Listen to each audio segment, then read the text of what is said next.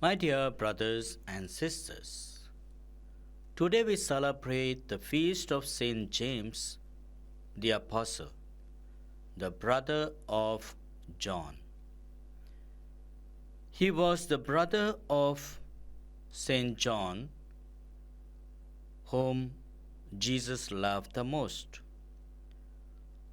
Like him, he was a fisherman.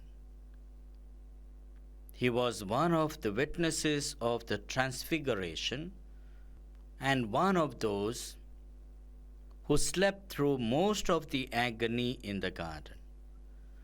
He was the first of the apostles to be martyred, being beheaded by King Herod Agrippa I to please the Jewish opponents of Christianity. He was buried in Jerusalem